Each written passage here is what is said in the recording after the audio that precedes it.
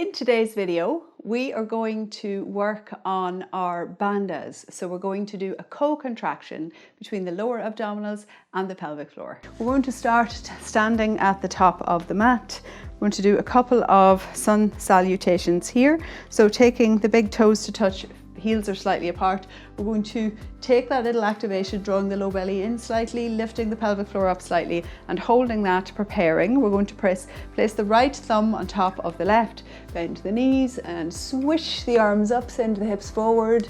Then exhale as you bend forward, interlock the hands behind the back, bow the head forward as you reach the hands down. Release the hands to the floor, take an inhalation. Step back the right leg and then the left leg into a plank position. Then we're going to drop knees, chest and chin, and then inhale forward for a small cobra and turn over the toes, coming to a little kind of semi child's pose and then pushing up into your downward facing dog. Let's just take a couple of breaths here this time around. So feet are hip distance, hands are shoulder distance, nice engagement through the floor, nice engagement through the pelvic floor also, and the low belly. So keeping that little activation, then bending the knees, looking forward, stepping right leg and then left. Inhale, lengthen your spine, exhale, bend the knees, interlock the hands, reach them towards the floor, then place the right thumb under the left, bend the knees, swoop up, sending the hips forward and the hands back, and exhale, Salutation.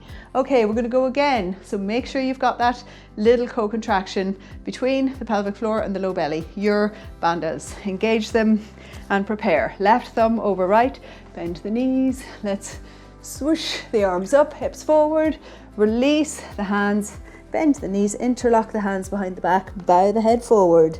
Then releasing the hands, placing them down. Take an inhalation as you step the left leg back, and then the right into your plank position. Drop your knees, your chest and your chin. Then inhale, taking a small cobra, roll over the toes, little mini sort of kind of child's pose. Pressing up into your downward facing dog. Again, we're going to just take a couple of breaths here. Check that your bandhas are still with you. So your little co-contraction is still alive, you haven't lost it. Take a couple of nice breaths, breathing through the nose, then bending the knees, looking forward. Left leg forward, then right leg. Inhale, lengthen your spine. Exhale, interlock the hands, straighten the legs, reach the hands down. Then bend the knees, left thumb on top of right. Inhale, come up, send the hips forward, reach back, and exhale, Salutation. Okay, how did that feel? I hope that you have managed to keep both that low belly contraction and the pelvic floor contraction, so both bandhas engaged throughout. We're going to go again. This time we're going to add some extra flow, and we're not going to be stopping for the few breaths in the downward facing dog. So be prepared to keep moving, but don't lose that gentle activation. Okay, so bringing the big toes together, we're going to place the right thumb on top of the left. We're going to bend the knees, sweep the arms up, send the hips forward, arms back, then bending the knees again, interlock the hands, bow the head forward, reach the hands down. Release the hands, place them on the floor. Step back, right leg, left leg, plank position. Drop your knees, your chest and your chin. Then inhale to a small cobra. Roll over the toes into this little child's pose, then press up into your downward facing dog. Inhale the right leg up, keep the hips level, look forward between the hands, plant that foot, and then come up into a lunge, gazing towards the thumbs, then opening into a warrior two, reach the hand, reverse the warrior. So little back bend here. Windmill the hands down. Step that leg up for your three-legged dog and lower it down. Take a little moment here, just check your bandhas. Are they still with you? Reaching the left leg up, look forward, step it forward. So come up into a lunge, bring the hands together, then open, warrior two. Then reach, reverse the warrior. Both hands, windmill down. Send the leg up. Three-legged dog, lower the leg down. Do you still have your bandhas? I hope so. Let's bend the knees, look forward. This time we step left leg and then the right leg. Inhale, lengthen the spine. Exhale, bend the knees, interlock the hands, bow the head forward. Then release the hands, bending the knees, left thumb on top of right, come all the way up, swoosh, hips come forward, hands come back, exhale, Samasthiti. Very good. So how did that feel? I hope that you managed to grab both your bandhas and carry them with you. We're now going to do a little balancing pose with the bandhas engaged. Now, when it comes to balance, you want to find first your center of gravity, which is usually in a woman, it is around the neck of the womb, around the cervix. It's where all of the ligaments of the uterus come together. And that is typically sitting somewhere between the feet. So what we're going to do is we're going to lean the weight forward and lean the weight backwards, lean the weight to the left side and to the right side, and just feel for center. So find where your middle is. And when you find it, then there you go, you got the center. Then we're going to take that engagement, so grab the pelvic floor, take the low belly in, gentle, subtle co-contraction, bandhas. Hands on the hips, we're going to shift the weight over. Now we're not going to lift, so we're not lifting one hip up, we're keeping the hips level, we're just shifting the weight so that the center of gravity moves over the center of the standing leg, okay? Hands are on the hips, keeping your bandhas engaged, releasing the foot. You can either place it low down, a little higher up, not on your knee, but either above or below your knee. So you can place it here, just above the knee, if it doesn't slip off your pants, or you can take it all the way up so that it goes right in at the groin. And we have to hope that it doesn't pull the yoga pants down, because that can happen. All right, so with that, you want to keep that nice engagement of your bandhas. Take your hands into your heart center, and then we're going to bring the hands up if you have the balance. Find one single thing to look at, release the hands, take a little mudra. Don't look at something that's moving. So don't look at me because the wind is about to blow. So as the wind blows, keep your bandhas. Don't lose your bandhas. Play with your balance. So feel the balance, go a little from left to right, and then come back to stillness. And from the stillness, take the hands down through the center, release the leg and lower it down. Give everything a little shake. I hope you liked your little tree. We're going to do the same on the other side. So holding the bandhas in your tree pose when you're moving and your focus is on your balance can be a little tricky, but you can do it. So just feel again, look for the center of gravity. So feel, where is my center? Where's that point where I'm just solid and I don't need to work? I can just rest my body in balance. And there it is. Find it. And then you're going to shift that point over, keeping the hips level. So shift it over the other foot, release the left foot this time. Take it either low down or higher up. So to wherever is comfortable for you and your yoga pants. Bring your hands into your heart center. Find that stable steadiness. Once you have the stable steadiness, you can release the hands up and then take a little mudra. Now you are a tree and the wind starts blowing. So feel the wind, allow the wind to blow. Allow everything to be a little challenging. Try to really challenge yourself and your balance. Challenge your bandhas. Keep holding. Don't lose that nice activation. And then boom, still tree. Take the hands down through the center, nice and steady. Then release the leg and lower it down. And give everything a little shake. Okay, so we've done plenties up. Let's go down. And let's go down the easy way. We're just going to lower ourselves down. So taking your bandhas to the floor, you're going to remove the flesh from under your sitting bones. Now we're going for a little Dandasana pose. We did it last week, but last week we did it with just the pelvic floor activation. Today we're going to do the low belly and the pelvic floor, so both together. And that creates like a little solid support around that center of gravity. It's almost as though you are feeling into the center of your body with just a little bit of tension that helps to balance all of the intra-abdominal pressure. And it also acts as a lever. So we're going to start in Dandasana where we sit up straight, but then when we move forward, it is actually that strong activation deep in the center of your being, along with the legs that are pulling you down. So when you come forward, it is that strength in the pelvic floor, that strength in the low belly, and the strength in the legs that are pulling you forward. So you can come forward without having to round your back. Okay, so let's anyway pull the legs in, keep that nice activation, hands go into the floor, reach nice and tall through the spine, gaze at the toes and just slightly tuck the chin. So breathe, don't forget to breathe, keep the activation in the stomach, keep pressing the hands into the floor, keep looking towards the feet, nice and active with the legs, you're pulling them in towards your center, you're engaging in the center, and then you're going to relax. So just take a little moment, you can give everything a little wiggle. We're going to go for a forward fold. So again, you're going to pull the legs in, you're going to engage the low belly, you're going to lift up the pelvic floor, everything's nice and strong. You're going to reach forward. So I don't want you rounding, I don't want the stretch in the back. The stretch should be in the hamstrings, and it is this lever, this strong activation here and the legs pulling in that brings you forward so that eventually your stomach lands on your legs. Now at this point, when the stomach lands on the legs, it's okay to round the top of the back, but anywhere else, just keep reaching as though you're going up the ways while everything is pulling in towards your center. And breathe, don't forget to breathe. Inhalation through the nose and exhalation through the nose. And then come back up. Give everything a little shake.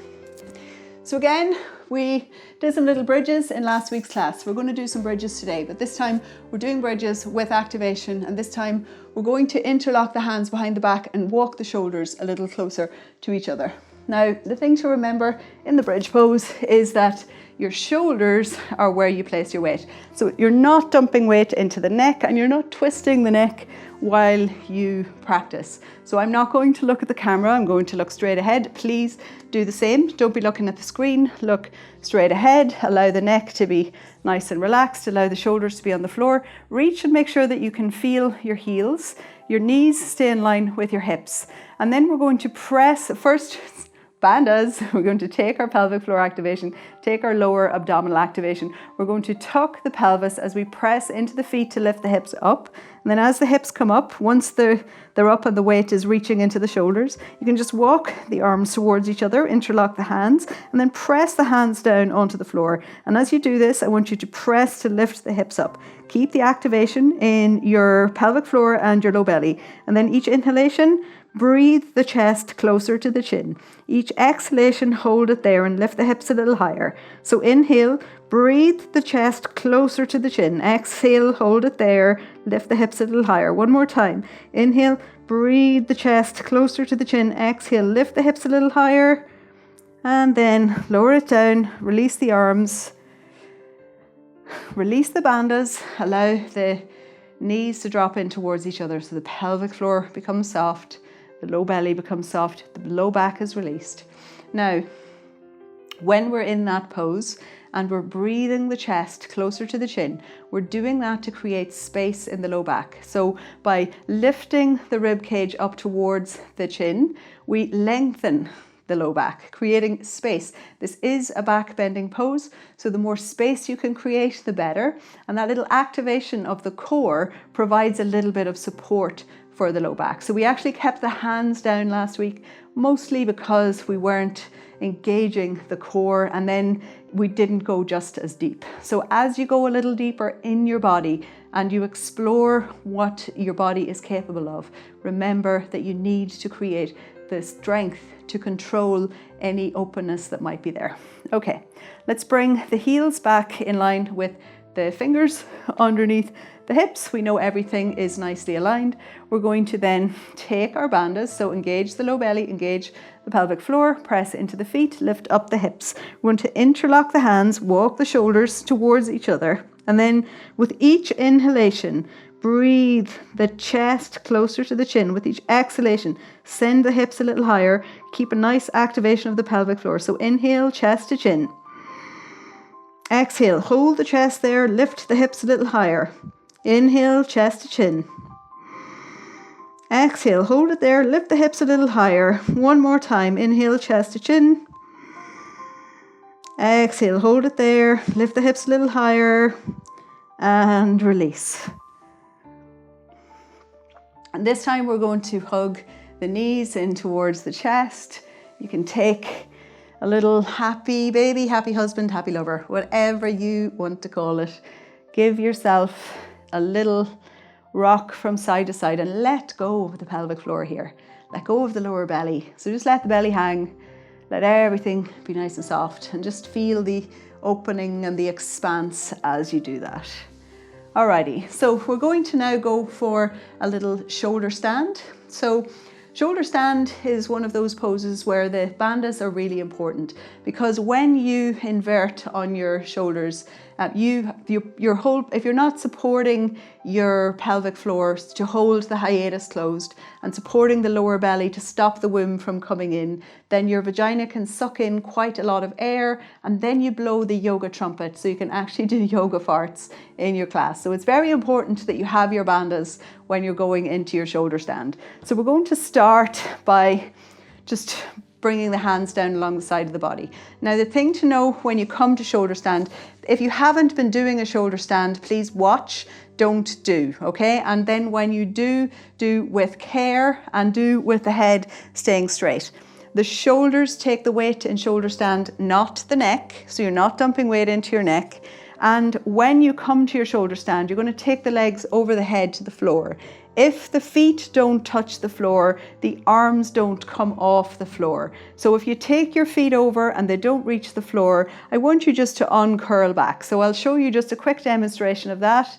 Now, you can do one leg at a time. I'm going to do both legs together. If you bring the feet over and they don't reach the floor, then just roll the back down and you can just hold your legs here. This is also good practice, okay? So hold your bandhas, keep your legs here, and if you want, you can put a little blanket under your bum to lift your legs up a little bit. But if you're going to go for the shoulder stand, don't just keep the eyes gazing up. You're not going to look at the screen. You're not going to look anywhere else. You're going to keep the eyes gazing up. The hands are down. You're going to reach through the feet and touch the floor. Now, once the feet come to the floor, you can release the hands. You can walk the elbows in a little bit and shuffle so that the hands are nice and low on the back, and the shoulders are taking the weight here, not the head. Now, you can lift one leg at a time, or you can lift both legs together. We'll do one at a time. Now, your bandhas have to be engaged here. If your bandhas are not engaged, then you're going to play the trumpet. So let's not play the trumpet in the class. Let's just reach the legs up, keep the legs active, so point the toes, breathe, the weight is in the arms, you're trying to keep the elbows in line with the shoulders, and you're keeping that nice engagement. So the lower belly is active, the pelvic floor is active, you have your bandhas engaged, there's no air coming in. If you open your legs, the air doesn't draw in, you can just breathe, and then release the legs down to the floor. That's probably not a great place for the plant. Interlock the hands, press them down to the floor.